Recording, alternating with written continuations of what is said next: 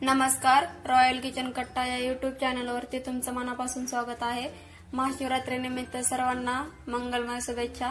आज आपण महाशिवरात्रीसाठी स्पेशल उपवासाची इडली बनवणार आहोत। चला तर मग रेसिपीला सुरुवात करूया। मी यासाठी इथं 1 वाटी भगर घेतलेली आहे।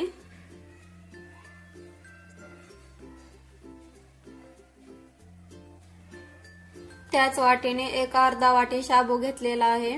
आता हा शाबू आपण मिक्सर मध्ये बारीक करून घेणार आहोत।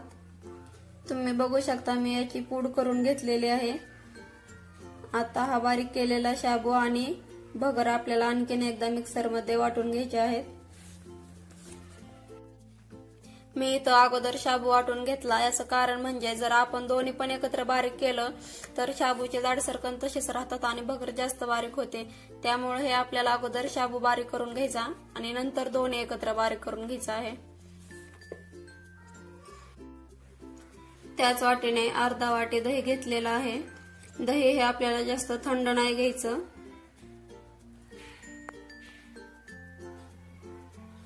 आता आपण यात चवीनुसार मीठ घालणार आहोत। नंतर आपल्याला इथं 2.5 वाट्या पाणी ओतून घ्यायचं आहे। पण पाणी हे आपण एकदाच ओतायचं नाही, आपण पहिल्यांदा 1 वाटी पाणी ओतून घ्यायचं, नंतर जसं लागेल तसं ऍड करत जायचं।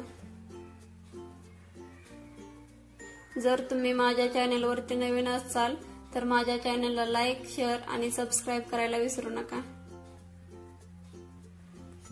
आता हे बघू शकता आपलं बॅटर तयार झालेलं आहे।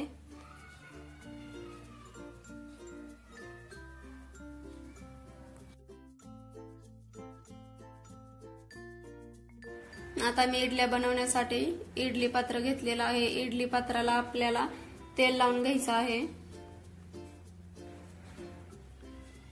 अशाच पद्धतीने मी सगळ्या इडली पात्राला तेल लावून घेतलेलं आहे। आता यामध्ये आपण हे बॅटर ओतणार आहोत। तुम्ही ही रेसिपी घरी नक्की ट्राय करून पहा, कारण या इडल्या बनवण्यासाठी आपल्याला काही भिजवून आंबवून वगैरे घ्यायची गरज नाही।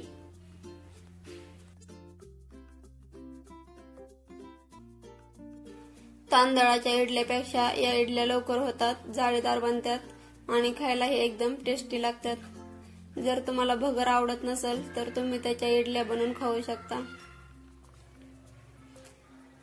आता मी इथं चारी बाजूनी हे बॅटर ओतून घेतलेलं आहे।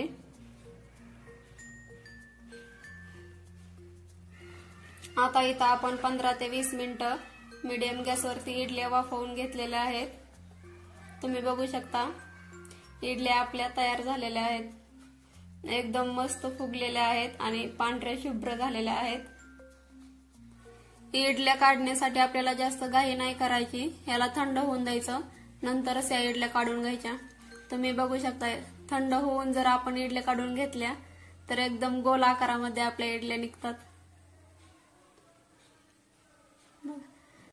तुम्ही ह्या इडल्या शेंगदाण्याच्या चटणी सोबतही खाऊ शकता किंवा दह्यासोबतही खाऊ शकता। तुम्हाला एक इडली ओपन करून दाखवते, बघा किती दाणेदार इडली आपली झालेली आहे, मस्तच।